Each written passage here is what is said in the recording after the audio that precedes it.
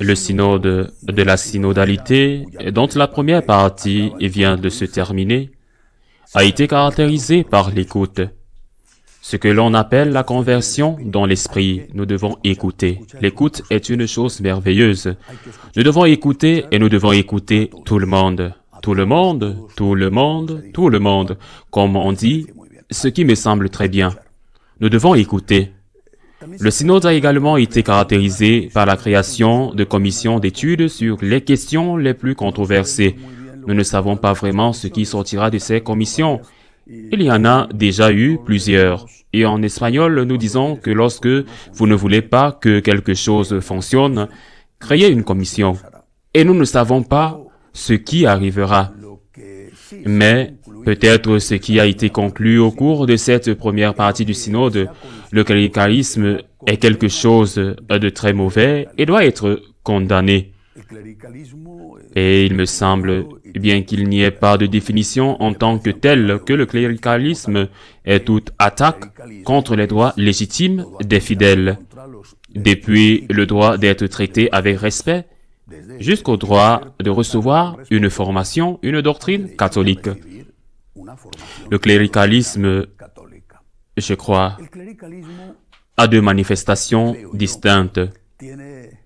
D'une part, il y a le cléricalisme classique, le prêtre grincheux, despote, qui maltraite ses paroissiens, même ceux qui collaborent avec lui dans la paroisse, qui n'a aucun conseil pastoral ou financier, ou s'il en a, c'est comme s'il n'en avait pas.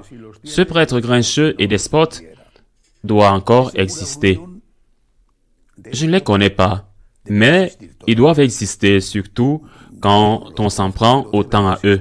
Ils doivent exister peut-être dans certaines parties du monde, cela existe encore et c'est fréquent. Mais avec le peu de gens qui vont à l'église, dans beaucoup de pays au moins, si le prêtre est comme cela, il risque de se retrouver seul et de ne même pas pouvoir payer les factures. Le cléricalisme classique est celui du prêtre grincheux, tandis que le cléricalisme hypocrite est celui du prêtre ou du laïc, qui n'est souvent rien d'autre qu'un prêtre frustré qui prétend être un libéral. En Espagne, nous disons progrès. C'est un prêtre progrès. Progrès étant l'abréviation de progressiste, comme ils aiment être appelés. C'est un prêtre progressiste, un prêtre progrès, un prêtre libéral. Ce prêtre progrès, ce prêtre libéral, c'est un prêtre qui donne la communion à tout le monde, qui bénit toutes sortes d'unions, qui suppose que les femmes lisent l'Évangile, prêchent, se tiennent même à côté de lui à l'autel pendant la consécration avec leur aube, et peut-être même avec des étoiles. Bien sûr, c'est un prêtre qui ne se confesse pas parce qu'il considère que ce n'est pas nécessaire et que les seuls péchés qui existent aujourd'hui pour lui sont des péchés contre ce que les écologistes disent être intolérable.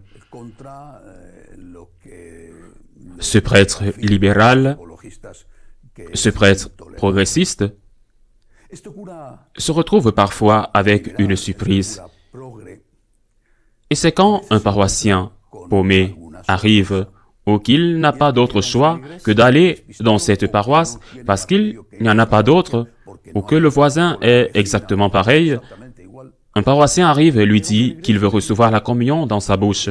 À ce moment-là, le prêtre progressiste devient très nerveux.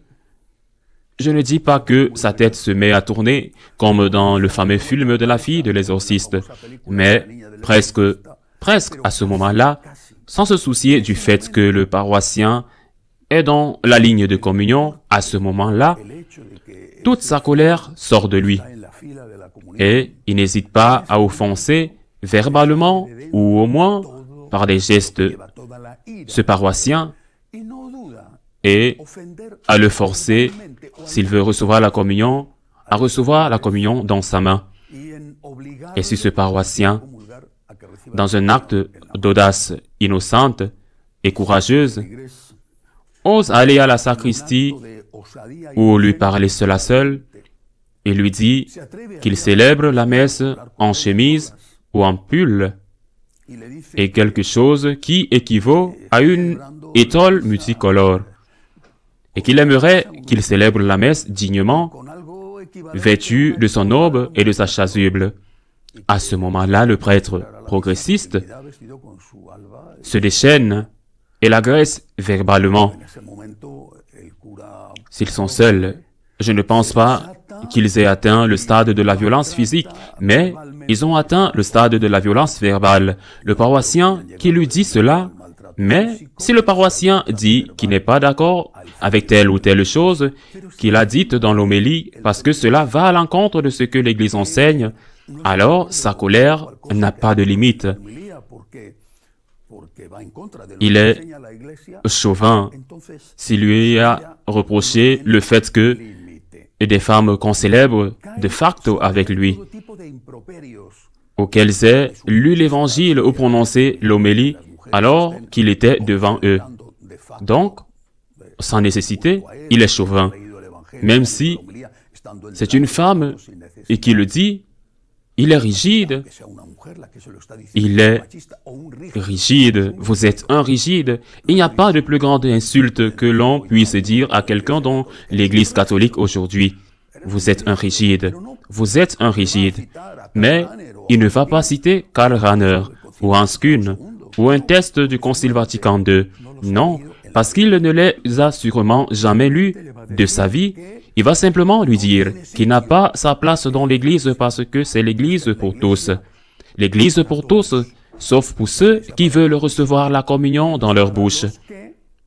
Ils veulent que la liturgie soit célébrée dignement. Ils veulent que le prêtre soit habillé comme un prêtre doit l'être.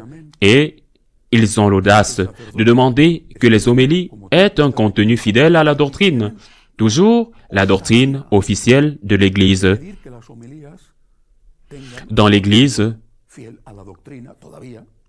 il y a de la place pour tout le monde. Tout le monde, tout le monde. Heureusement qu'ils ne pensent pas à dire tout le monde et tout le monde comme ce ministre espagnol.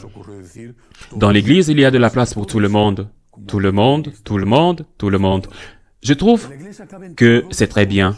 D'ailleurs, ça a toujours été comme ça. Il y a de la place pour tout le monde, tout le monde, tout le monde et tout le monde.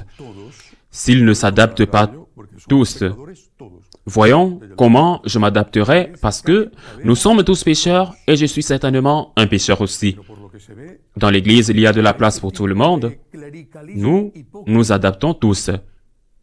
Mais, pour autant que nous puissions le voir, pour ce genre de cléricalisme hypocrite qui n'est pas conscient qu'il est, mais qui se comporte de manière exclusive et qui viole les droits légitimes de ses fidèles, d'être traités avec respect, d'assister à une liturgie catholique et de recevoir une éducation catholique. Pour ce cléricalisme hypocrite, il y a de la place pour tout le monde, sauf pour ceux qui veulent être catholiques. Ou bien tout le monde s'applique vraiment à tout le monde, ou bien, en fin de compte, il s'agira aussi d'une phrase hypocrite qui cache, au moins de la part de beaucoup qui l'appliquent, que dans l'Église catholique, il y a de la place pour tout le monde, sauf pour ceux qui veulent être catholiques. Ce serait épouvantable et terrible si cela se produisait. Entre autres parce que lorsque le prêtre dit à la dame ou à l'homme qui veut recevoir la communion dans sa bouche de s'en aller et l'insulte par des gestes ou des paroles, et que dans l'homélie suivante, il s'en prend à la personne qui a osé dire que ce qu'il a dit n'est pas fidèle à la doctrine, entre autres choses, le peu qui reste s'en ira. Dans l'Église, il y a de la place pour tous. C'est une autre chose. C'est une autre question de savoir si nous avons tous le droit de communier. Pour cela, il faut être dans la grâce de Dieu, mais dans l'Église, il y a de la place pour tous. Mais en ce qui concerne le cléricalisme hypocrite, Les seules personnes qui n'ont pas leur place dans l'Église sont celles qui veulent être catholiques. À la semaine prochaine, si Dieu le veut.